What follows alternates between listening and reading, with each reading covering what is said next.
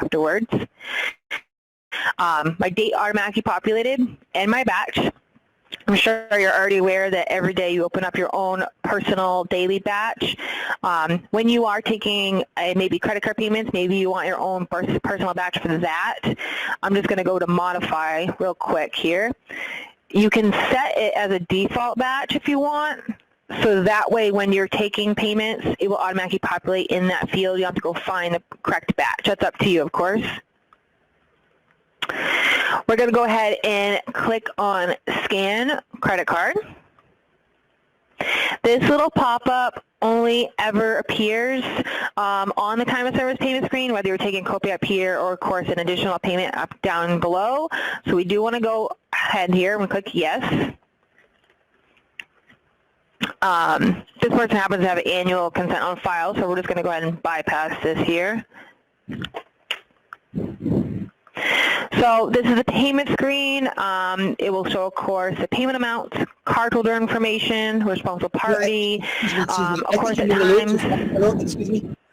You're moving a little too fast. I'm trying to catch up with you, so I'm completely lost right now. You lost me back on Method, Visa, MasterCards. I think you're just moving a little too fast. Okay. So you want to put in a copay amount, type of card, nothing required in reference field. Once you tab, it will automatically populate the date and your batch if you created your batch as your default batch, and then scan credit card. You want to say yes on the pop-up if you want to take a payment. And then the populated screen, this is just because someone has a card on file, so we're bypassing this right now. So we want to bring up the payment screen itself. Responsible party and cardholder will default as the same. If it is different, like sometimes it's a spouse, parent, whatever, you do want to, of course, change these fields to what is listed on that credit or debit card for name and billing address. Now, I know you cannot see my Verifone chip reader because it obviously is in front of me, but I'm going to go over like what each step it would look like if, say, you were doing it yourself. Like right now, my machine, of course, just says Verifone welcome because I'm not doing a payment yet. So you do have to choose a type of payment, so chip or swipe or manual entry. When I do chip or swipe, my machine automatically, the screen changes. It's a touchscreen, colored screen. It says $20 right now. It shows a hand holding a card with little card logos. So I'm going to insert my chip at the bottom of the machine, just like if you were in a store. Right now it's asking on my machine Visa debit or US debit. Because I did put a debit card in, it wouldn't say that, of course, if it was a credit card. So use your finger or stylus and choose Visa debit. That's the top one. It says do not remove, approved with an approval number, and remove card. So you don't want to obviously take out the card until it's finished, just like anywhere like you do now. It's even beeping. I don't know if you can hear that until I remove my card. Apologize if you hear any echo construction in the back. They're doing something outside. All right, so it automatically approves, so you get the receipt prompt to your, remember, whatever your default printer is, but I'm going to bring it up in PDF so you can see an image of that receipt. It does usually go, of course, to your default printer on 2 pages for customer and merchant copy. So one moment here.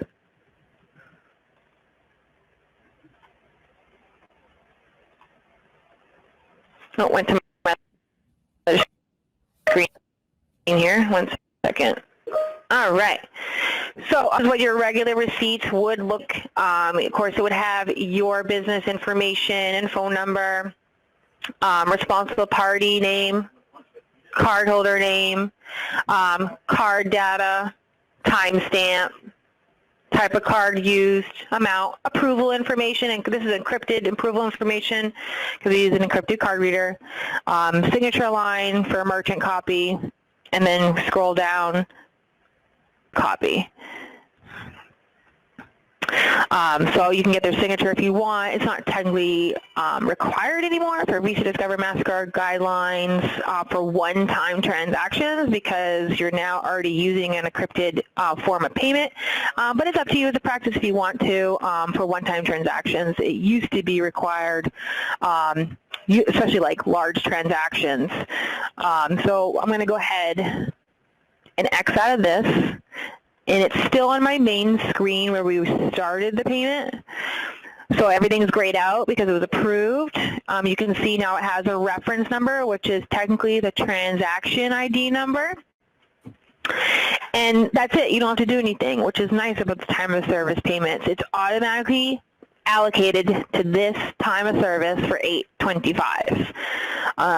If you did by chance notice you made a mistake, we've seen it happen. Maybe you took the wrong amount.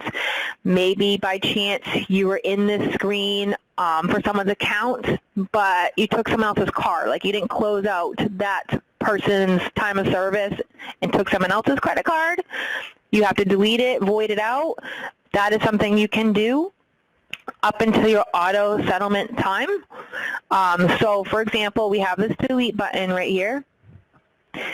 Since this transaction is still open because it doesn't settle until later on at night, you can void it out if you notice you made that mistake. So you just click delete. You get this little pop-up.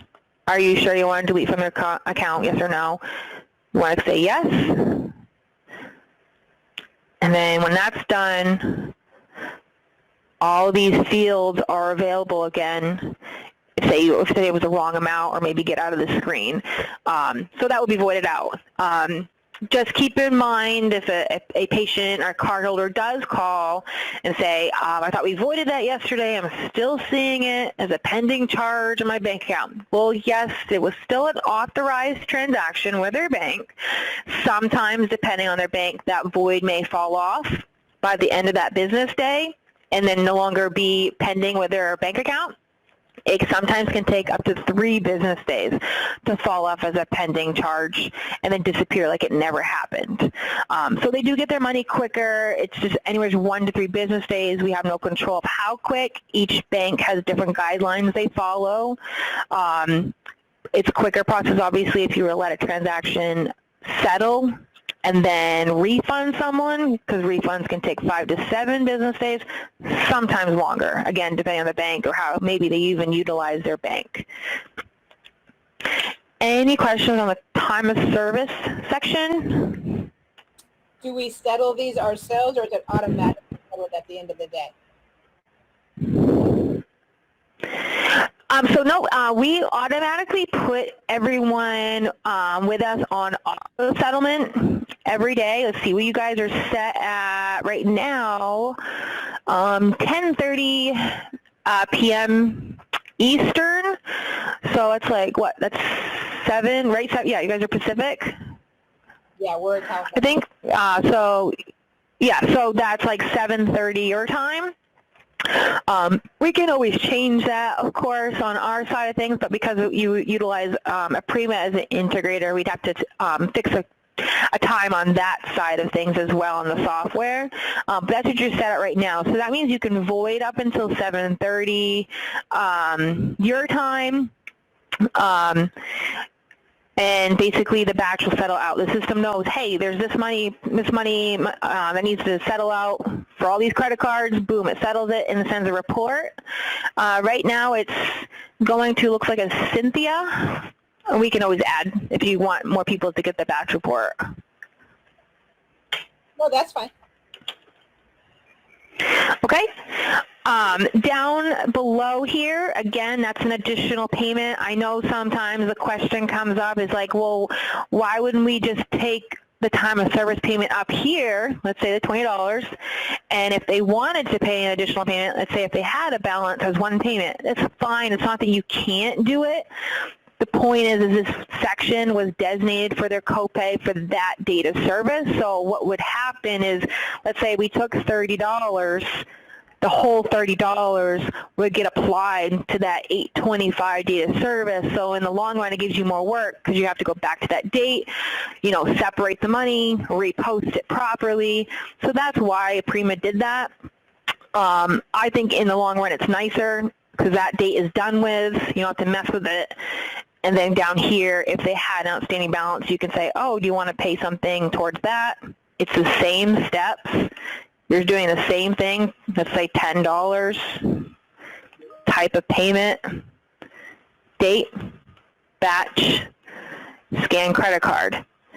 And then the same thing, that payment screen comes up and you could do scan, chip, or manual entry, and if it's approved, you'll get the approval number. The only difference, again, is this is not assigned to any data service. So you would allocate it to something that has a balance or manually post it. Again, if you're not sure how to do the posting process, that would be in a Prima support question. Do you guys have a personal, a Prima rep you usually deal with? Yeah. Okay, they would definitely be able to show that and just let them know, hey, someone that used to do this didn't show us.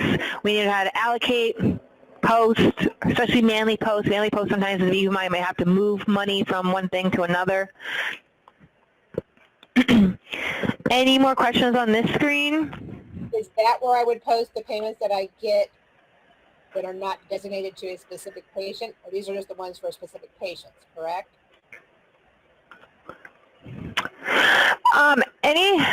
This is like, I mean, you can take an additional payment if you're doing a time of service. I'm going to actually go over another screen that is not designated to any data service. Of course, you have to choose a patient.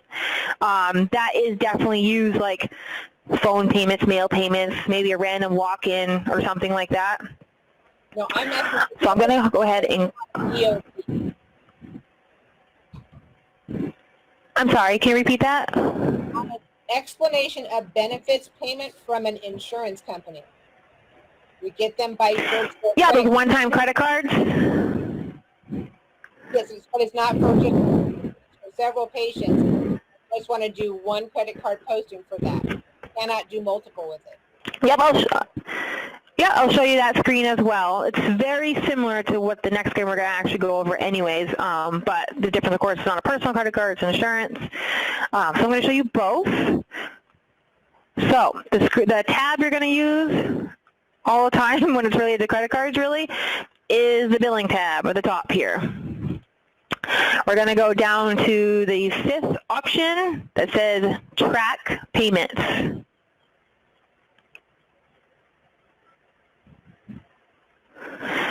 All right, so at the top you kind of have to like hover over them to look like buttons. So you're going to click on the one that says new responsible party payment.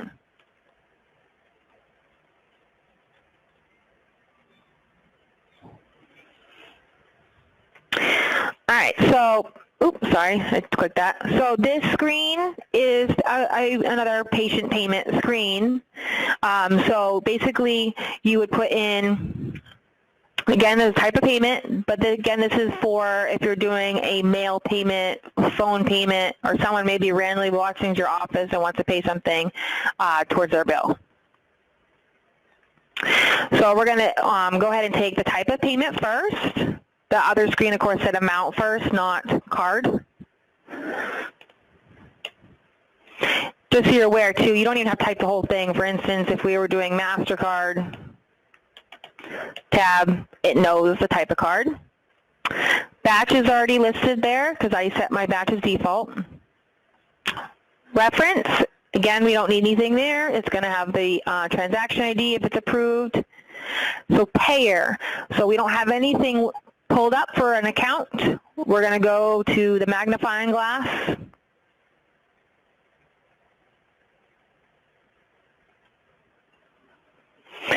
So, of course, if you utilize your patient in the past, it will show at the top. We have your searching abilities at the bottom for first name, last name, social, date of birth. I'm going to choose one I have already used before. We'll choose Joseph. All right, so let's just say maybe this person called in and said, I want to pay $30 towards my bill. The scan credit card is on the far right here.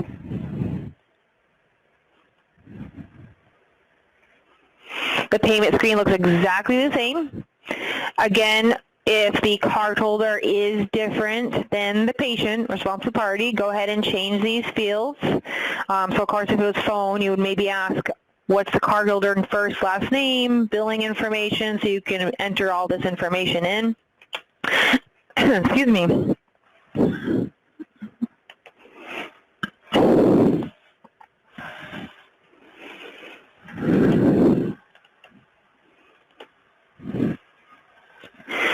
So I know, again, you cannot see the screen of my Verifone. Basically, you're going to get little beeps. You probably hear the beeps, because I'm going to do now, since if it was a phone payment, it would be a manual entry, because the machine can do manual entry. You have a keypad, and it displays nice and big on your screen if you know you're entering it incorrectly. There's also the back button, which is the yellow button on your keypad if you need to delete a key. So we're going to go ahead and choose manual. So it won't show the card logos. It's actually going to right away say on my machine right now, card entry account number, and it's lit up. So I'd enter the 16 digits on my machine. I don't know if you can hear the beeping.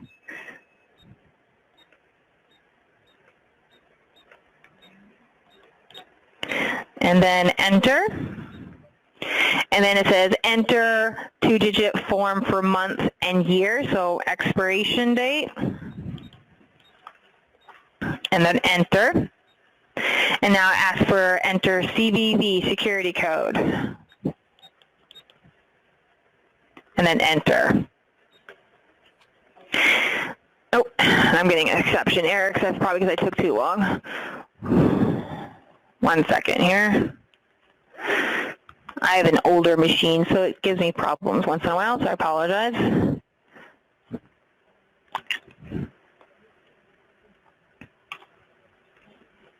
There we go. Let's try this one more time.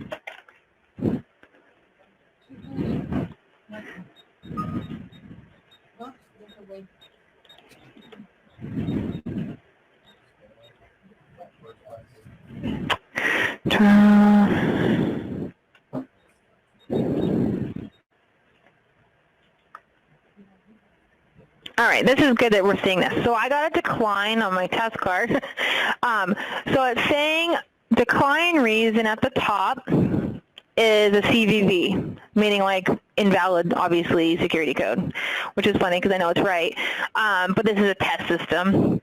But this is good for you to see this. So if you obviously get ever a decline, not only will the machine screen will say decline, you will also see a message on your payment screen itself.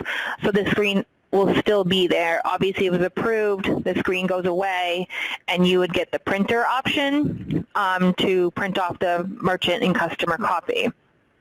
I'm going to go ahead and do my chip swipe option just so you can get an idea what the screen behind says afterwards. I mean, it's very similar to before when we were on the time of service screen, of course.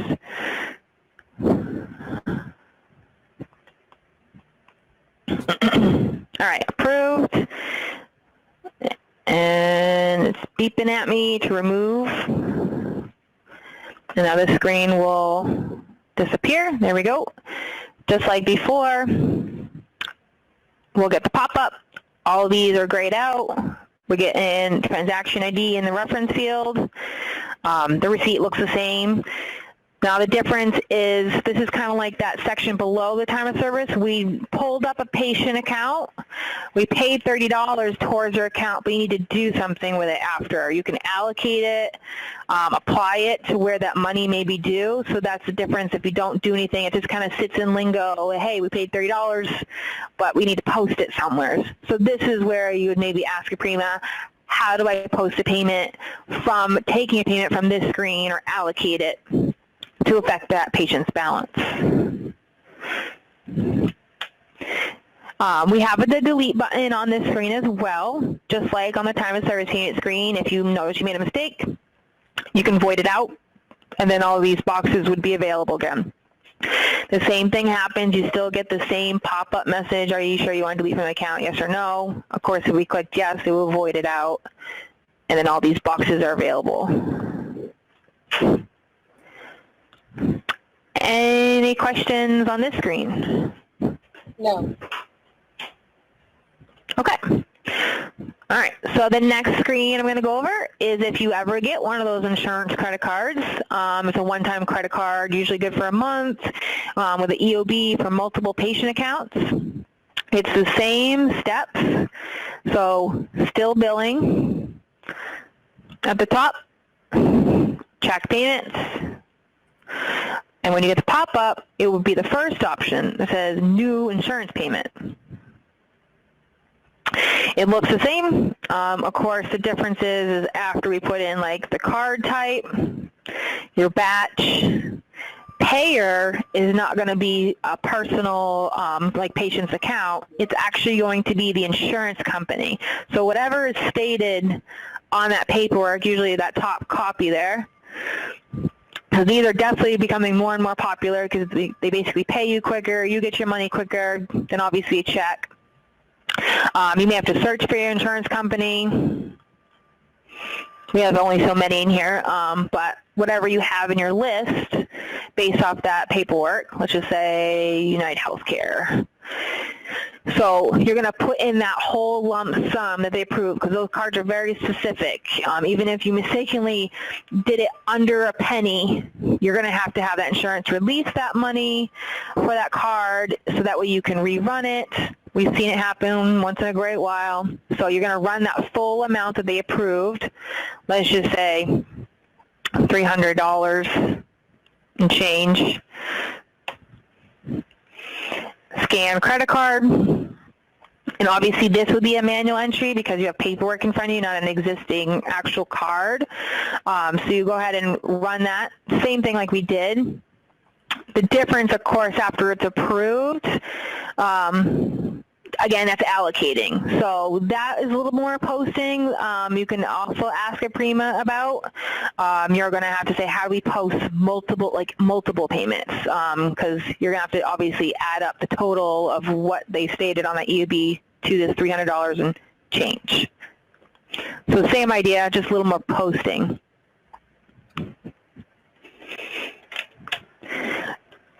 Any questions on the insurance page?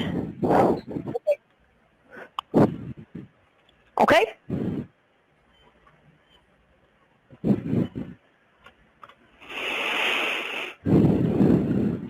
All right, so the next screen we're going to go over is the searching tool.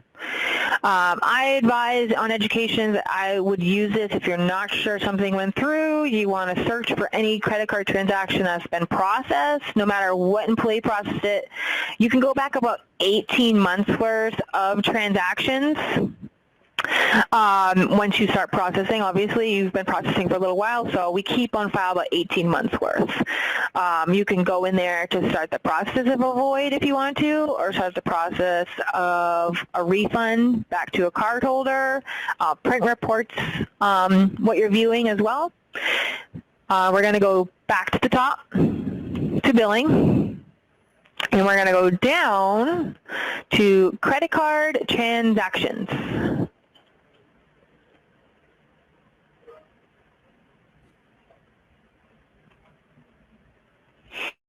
So, of course, when you bring it up, it's completely blank. At the bottom, it does do a 7-day date range automatically with the end date of the day you're on, of course. So if you're just like viewing, let's say, today's stuff, you can change the TX status from all to open and then search.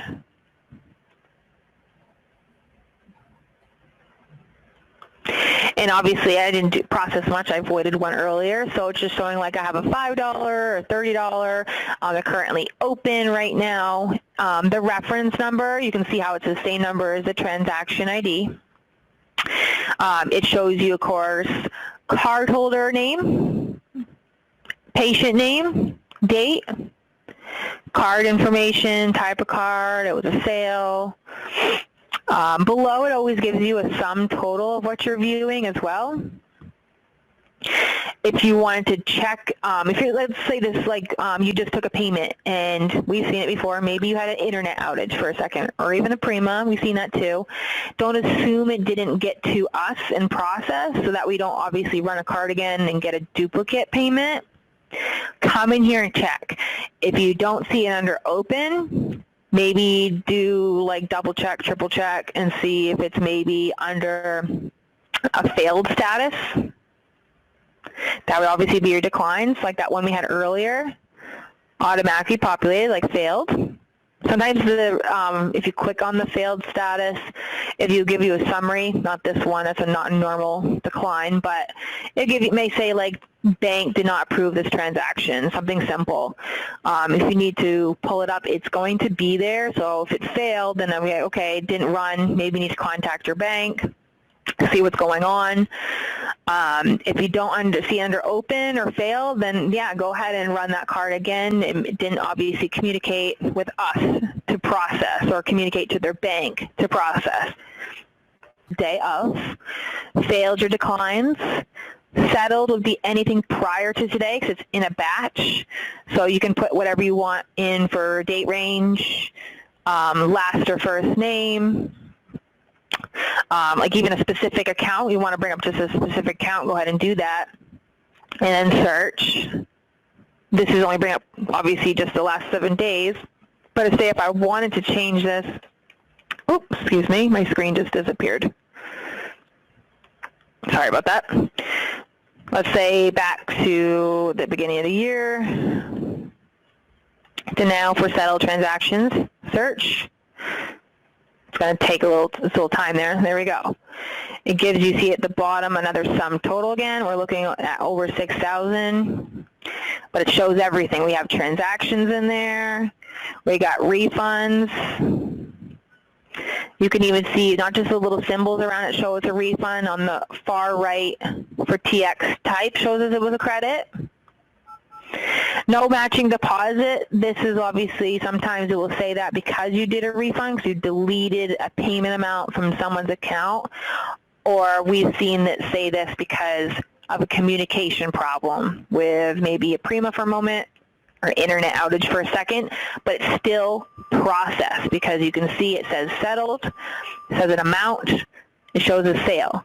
This is when you want to maybe ask a Prima to how to manually post something because it was a ran payment on someone's account, but it didn't like finalize in a way in a Prima. It's not something that's super common, but just so you're aware, if you see, oh, I see this payment was done, but nothing was done with it, and that's when you maybe have to do a post. There is a printer option in the upper left corner. So if maybe you want to print a report of what you're viewing, depending on your export options in your printer, you can maybe upload it to PDF or other options. This is also where you can go if you wanted to start the process of a refund. Like, let's just say this person right here, $50, Joseph Adams, maybe the insurance paid on his account. He doesn't owe that $50 to us anymore. So we're going to go ahead and click on the reference number, the 446 that's in blue. It's going to bring us to the new responsible party screen, kind of like where we took a payment earlier. And we're going to go and click the delete button. Just like a void, it asks, are you sure you want to delete? Yes. After it's doing its little thinking process, it brings us back right away to the searching tool where we were. But now, if we go to open for the day and search, now you have a $50 refund for today. And you can see it says no matching deposit, has the symbols around it, and it says credit. My sum total at the bottom has even changed to a negative 15 because obviously I've processed more of a refund than I've actually processed for the day so far. So keep in mind that delete button does one of two things depending on the time frame of that transaction. If you choose delete on an open transaction, meaning today, it will void it. If you choose delete on a settled payment, it will refund that full amount back to that cardholder. Any questions on this screen? Okay. The last screen I'm going to show you is where you can view your batches. So, of course, we're batching out your stuff every day at your auto settlement time, and Cynthia is getting that batch report. Of course, though, because we have to follow HIPAA guidelines, just like anyone else, that batch report is being sent in an email. It will not show patient name and patient number. It technically shows cardholder name, payment amount. Yes, obviously, sometimes they are one and the same, but we're still following those guidelines for email format. So if you wanted to pull up the batch report yourself, we're going to go back to the lovely billing tab and go down to credit card settlements.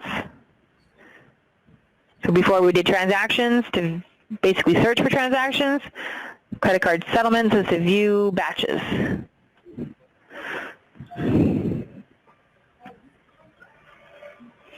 So at first, of course, it's blank, but it does do a month date range at the bottom. So you can just click search if that's what you need, that's fine. This is just a summary list. So it shows batch number, batch amount, how many transactions in that batch, date it was done on, approved. You can change this date to whenever. If I go further back, search. And that's basically giving me a report from January to now. You can print this summary list in the upper left corner if you need it, or export it, depending, again, your export options. But if you want to view the transactions within the batch itself, you're going to actually click on the batch number. So we'll do 115. These are kind of small batches. And then it gives you a detail of cardholder name, patient name, transaction ID, amount processed, last purchase of card, type of card, date. Just like when we were viewing the transactions on the transaction search tool. It gives you the batch information at the bottom, and you have a printer ability in this screen as well.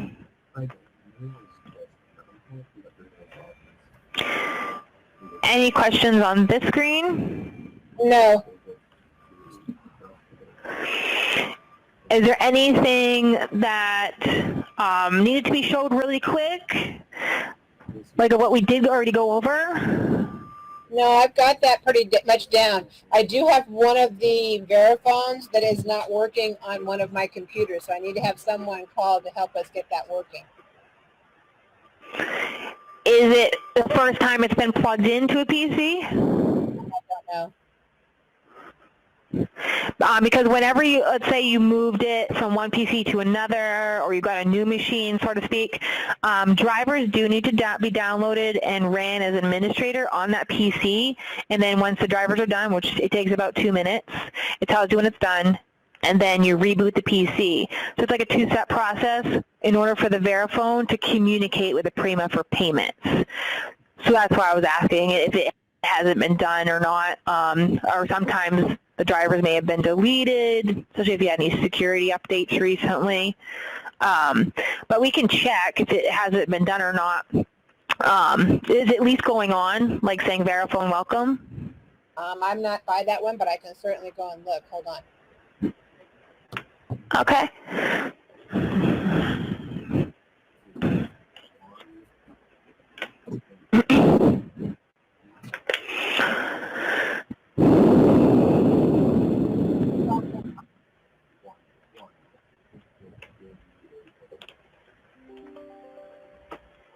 It does say welcome. Okay. So it sounds like it's working. It may be just a driver problem. Have you not used it at all yet? The person that sits at that desk has not, no. Okay, because if it wasn't working, one normal thing would happen is, let's say you go click that scan credit card button, you'll usually get a message saying cannot detect machine. That is usually an identifier that something happened with the drivers, like deleted, or they were never done. And that's what just needs to be done, which is not a long process, like about a 5-minute thing of the drivers and rebooting. I can definitely call that person directly unless they need administrator rights, because you do have to run the file as admin.